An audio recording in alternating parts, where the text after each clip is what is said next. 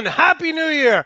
I am your host, Monte Perez, aka the Sports Whisperer. You can follow me on social media on Twitter, MonteJP231, on Facebook, Monte Perez2, and on Instagram, Monte Perez2. Also, let's bring on our co-host, the founder, operator, owner of Nuts and Bolts Sports. Joe, Happy New Year. Happy New Year to you, Monty. How you doing, my friend? I'm doing good. Listen, we're going to give you two halftime shows. This is the first one. Obviously, number one, Alabama against number four, Notre Dame. Alabama is up 21-7. Notre Dame, the Fighting Irish, missed a last-second field goal. Joe, I'm going to start this show, halftime show off with a quick story. In 2012, it's the last time I bet a football game, Joe. All month, I bet on bowl games. Going into the Alabama-Notre Dame football game, I was up $500. I bet $250 on Alabama. They were favored by 10. I won. I won $750 the last time I ever bet in a month. Now, I bet this time, I bet Alabama, and I took Clemson in a teaser. It is 21-7. Alabama has scored their first 3 or 4 possession. I think the Tide roll here. Give us your thoughts on the opening half. What did you expect coming into this game? I expected Devontae Smith to solidify himself as the Heisman Trophy winner, and I think he did that already in the first half. Notre Dame's defense, man, just cannot. It's not even just Devontae Smith. I mean, you got 6'4" tight ends running like gazelles across the middle of the field for Alabama. What are you supposed to do? I think my main thought, to be honest with you, mine to the first half is, at what point will college football stop trying to force Notre Dame down our throats? They keep making the playoffs. They keep getting beaten down. Like, we get it. Big-time school, boosters all over the place, lots of money coming from Notre Dame. That's great. But when they play against the big boys, at least when you add this first half of this past game, they suck. I mean, sorry, it's being honest. No, can we make the argument here that Notre Dame is a top 10 football program, but their fans and the national media want to force feed us to be a number 4? I would have much rather seen Cincinnati, Texas A&M, someone like that, because let's face it, they got blown out by Clemson right before the selection committee, so their performance was bad. They're getting manhandled here. I took a teaser, so all Alabama has to do is win by 13 points, and I win. Notre Dame is not even being competitive. Yeah, I mean, that last field goal, I know it was a long kick, but gosh, that was just so ugly. And just, I don't know, Notre Dame, I thought when they scored that one touchdown, maybe perhaps we would have a game. I mean, what really needed to happen for Notre Dame to be in this game is that punt that we thought Alabama player, but at the end it didn't. If that had hit somebody from the Tide, that would have been the break Notre Dame needed. I mean, you can't let Alabama score anymore, obviously, when you come out in the second half, but that's much easier said than done. Joe, let's talk about, Mac Jones. 14 of 18, okay, 3 touchdowns. This guy never seems rattled. The one play where Notre Dame actually had them, they blitzed on the end, he spun around and completed a pass. I know he's not as effective, as flashy as someone like a Jalen Hurts or a Tua Tagovailoa, but I got to tell you, Mac Jones does everything right. Yeah, he gets the job done. He's efficient. And I think I'd even go out on a limb and say he's more than just a game manager. Like you said, Monty, he's not flashy, but the kid gets the job done. Just continues that tradition starting to build now of Alabama producing pretty solid quarterbacks. Joe, can we say this? I mean, Andrea brings up a good point. Some people are having problems with the chat, but keep them coming. But are we saying that coming in, maybe because the Fighting Irish got manhandled by Clemson, their confidence level was down, and maybe coming into this game, they thought they couldn't win? I would hope that wouldn't be the case. I think when you play up against a team like Alabama, Clemson, these big upper echelon programs, it's all fun and games. So you get hit the first time in the mouth. I mean, you saw the opening kickoff. That guy got punished by Notre Dame. That sets the tone. That's Alabama football.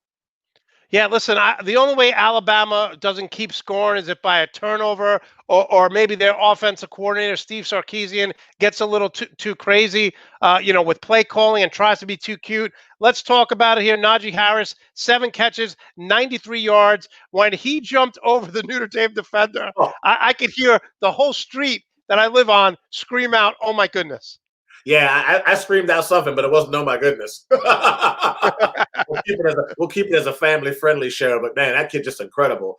Just another, like I said, the stable of talent from Alabama. I thought this game, I knew if Notre Dame didn't score early and keep it close, it had a potential to don't like to visit, and that's Blowout City. I hope I'm wrong, but we seem to be on the road towards Blowout City, unless Notre Dame, like you said, can get a turnover and get some points early in the second half. Joe, Devontae Smith has been amazing. 5 catches. What does he have? 5 catches, 101 yards, 2 touchdowns. I compare him a lot to, if you look at the NFL, right? Last year, Michael Thomas of the Saints was always open. This year, the Green Bay Packer wide receiver is always open. They're going to go to Smith. How is he always wide open? I think it's because he's always in different positions. He's not just on the outside, just not on the inside. He has the ability to play all the receiver positions, run all the routes, so it makes it hard. Certain areas in the field, it's easier to double team a receiver than others. So with him being able to play different positions, just makes it really difficult. And on top of that, oh yeah, the guy's very, very talented. Joe, Ian Book, I talked about this on my show. I talked about it with on Jeff's show. Listen, 10 for 13, 84 yards, but it's almost like he's not even in the game, right? I mean, they had a play, and this really shows you what the coaches think. It was 3rd and 9. Instead of throwing the ball, they ran like a quarterback rollout for 4 yards early on. I mean, Ian Book, again, 10 of 13, 84 yards. But, Joe, can he carry a team? I coming into this game, I thought so. I mean, he had so many good moments. Think about the game against UNC. Think about the game when they won against Clemson. And yeah, granted, we have a whole other half of football, but what we saw in that first half, not impressive at all. But again, man, like I said, it's all fun and games till them bullets start flying. The SEC, call me an SEC homer, even though I live in the DC area. It's just, in my opinion, it's a different kind of football down there, man.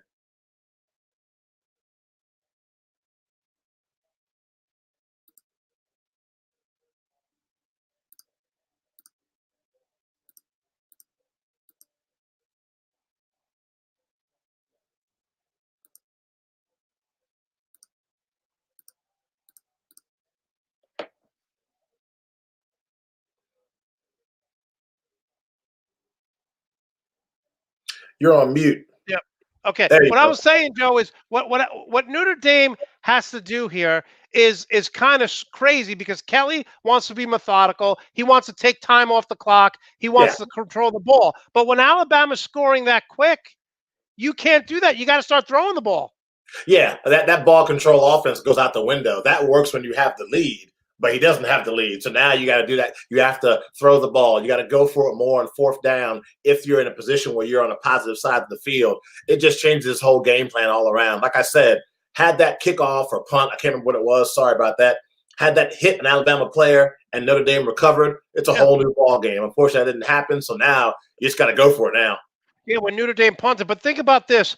Williams has 14 carries. He's got 6 receptions. The rest of the Notre Dame wide receivers and tight ends, 1 reception, 1 reception, 1 reception, 1 reception.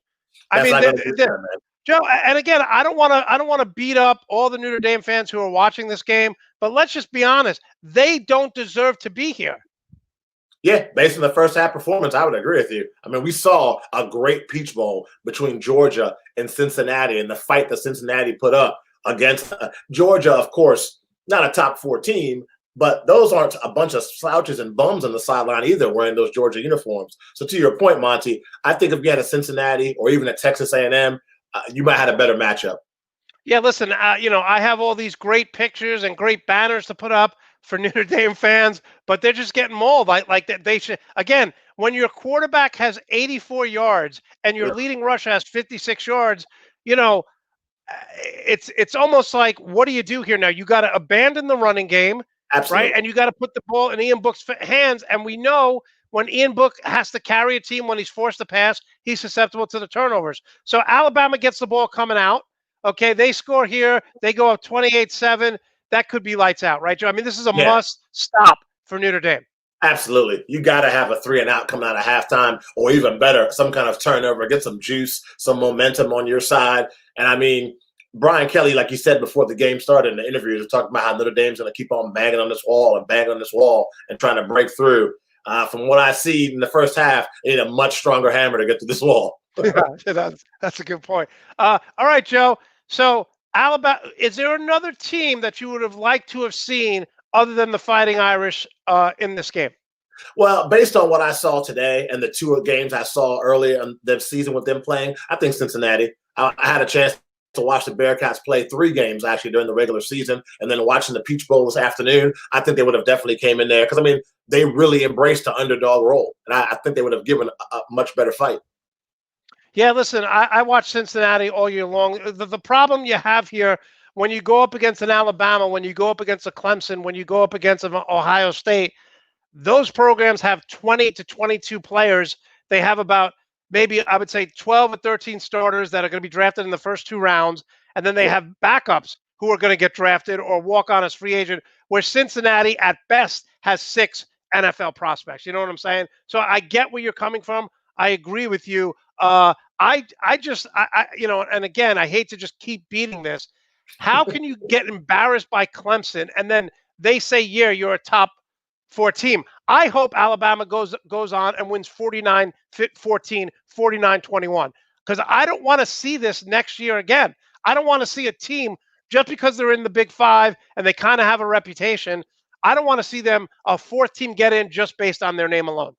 True story. And not just that, Monty. When's the last time Notre Dame won a national championship? Like, that's great. They have a good name. I'm a Michigan fan. Okay, it's Michigan. Tons of money in the program. The emblem and symbols known worldwide. Our football program sucks, so we don't deserve to be in these kind of big bowl games. So how many times are we going to allow Notre Dame to come to the dance and fall on the dance floor before we let somebody else get a chance? Yeah, that's a great point, Joe. Listen, I keep saying it over and over. College football, they want, the Pac-10 with my Oregon Ducks. You see my rotating football helmet there, Very Oregon nice. Ducks football helmet. The Pac-12 always wants to be involved, but the more we see on TV with all these networks, it always comes down to 3 teams: Alabama, Clemson, and Ohio State. So let's talk a quick preview about Clemson and Ohio State. I'll give you the floor first. Man, for the Ohio State Buckeyes, in my opinion, it all comes down to Justin Fields. A couple of rough games, including the Big Ten championship game, a chance for him to solidify himself as the great star everybody thinks he is, and also obviously help his draft status with the NFL. So I think for Ohio State to win, slow down the Clemson offense, but Justin Fields needs to play a really, really good game. Did not play horrible at all, in my opinion, in last year's playoff. So you just need him to come out strong. And then for Clemson, of course, Trevor Lawrence, ETN, all those weapons. You got to slow that down. You can't, just like Notre Dame, they cannot fall behind quickly. Ohio State got to make this game a slugfest. Yeah, I think Ohio State really has to run the ball, keep Trevor Lawrence off the field. We know Trevor Lawrence, the only game he's ever won as a starting quarterback over the last 3 years was last year against LSU. He didn't lose his last 2 years in high school. He didn't lose any games his first year when they won the national championship. Trevor Lawrence has lost 2 games now. I think he has some hunger in him. And Travis Etienne, he may go under the radar here because there's such a slew of running backs. But Travis Etienne is such a great dual threat running back. Absolutely. I think he's going to be a very good pro. And, going back to your point, Notre Dame hasn't won a championship since 1988. I don't know why they keep getting a pass. But who do you like in this game, Clemson, Ohio State? Who do you think is going to win this one? As a Michigan fan, come on, Monty. What do you think You can't root for Ohio State. There's no way. I can't even say the sentence, man. Yeah, no, listen. Clemson is favored by 7. I said earlier in the show that we're doing a little teaser, so I just need Clemson to win by 1, and I'll be fine. I think Dabo Swinney, their offensive coordinator has COVID. He won't be there. He's not calling the plays. And also for NFL fans, we just got notice that Alvin Kamara, the Saints running back, also has COVID, been tested positive for COVID-19. So you got to look for that. I think Clemson's going to win this game. I think they're going to get to an early lead. Ohio State will make a run. It'll be close until about the 4th quarter. And look for this in the second half of Notre Dame, and look for this in the Clemson-Ohio State game. An onside kick, a fake punt, double reverse. Listen, if you lose, the season's over. So you got to bring out all the tricks. You can't hold anything for the national championship game. Yeah, Notre Dame's got to do something to bring some energy, some juice to the sidelines for sure. Yeah, and they have the fans there, but it's not a packed house. Do you think that affects the underdog? Because a lot of times we know that Notre Dame travels well. We know that Ohio State football travels well. One of the 2 best programs that travel. And I remember watching a couple years ago, USC Notre Dame game, and the Notre Dame fans were more than USC. So do you think the lack of having a full house affects the underdog in these two games? No, not really. I think it would affect them if there were no fans at all, like it's been most of the season. I think having someone there in the stands, I mean, what they have, I want to say it's like 3,000, 4,000 people there, is a whole lot better than having the zero where you can hear everything on the sidelines. I think, if anything, to your point, if the house was packed, yeah, that energy that you get from the crowd helps. But I think having something from the crowd rather than nothing at all is still an asset. Notre Dame players, not fans. Joe, we got about like 2 or 3 minutes left. I'm talking to Joe Cardoso here live on the Nuts and Bolts Sports Network here on YouTube. Make sure to subscribe to Nuts and Bolts Sports. Josh Reddick says Clemson by 17, Bama by 40. I like that prediction. Joe, can I say that Brian Kelly, the head coach of Notre Dame, has nothing left to prove? Why doesn't he take an NFL job? It's a no-win situation for him. If he doesn't win a national championship, they're going to say you're underachieved. Brian Kelly is doing the best he can with the academic standards and in a tough recruiting place.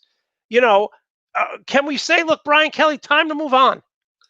I think so, because, I mean, the same way we're bashing and making jokes about them never winning a national championship, at least he's taken them to the college football playoffs consistently, or somewhat consistently. That's something to say. I mean, that's a lot more than a lot of college football coaches are doing, Jim Harbaugh. So, I mean, I'll take that. And I think that a trip to the NFL might be a good idea for him. I mean, I tell you what, the money's going to be right. He's made really good money at Notre Dame.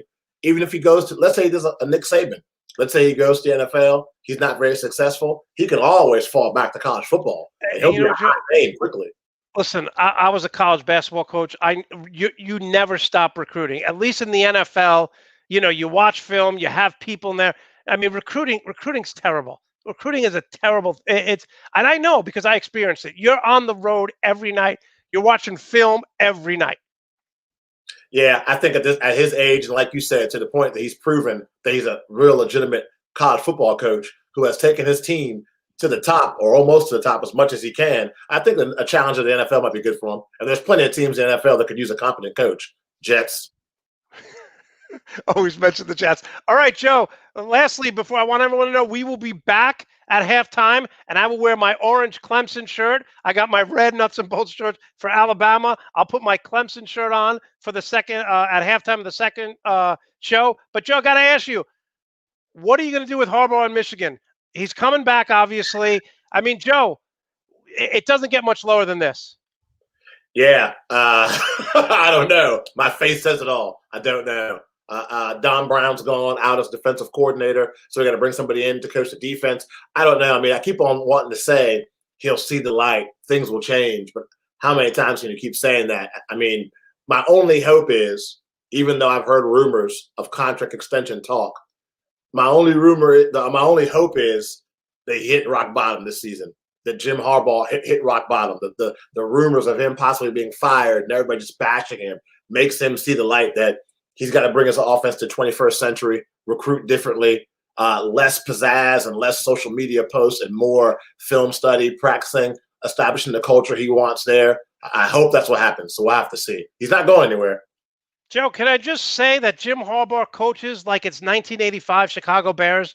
Run, no creativity on offense, smash mouth football. When you're going up against spread offenses, when you're losing to Indiana, when you lose to, forget about Ohio State. Okay, but when you lose to an Indiana, okay? I mean, come on, man. Come on. Yeah, I'm with you. Believe me. All Michigan fans are all with you. I think I tweeted like 5 things about Michigan football this season, which is a low of my lifetime. I'm usually all about it, but just no excitement. No excitement is right. No juice left. All right, Joe, we're going to come back at the halftime of the number 2 Clemson versus number 3 Ohio State. Enjoy the second half. I think Alabama's going to roll. I really believe that. I don't think Notre Dame should be there, but it is what it is. Power 5. It's all about money. We'll see you at halftime of a Clemson-Ohio State game, which should be much more competitive. Joe, we'll see you in about another 2 hours. Sounds good.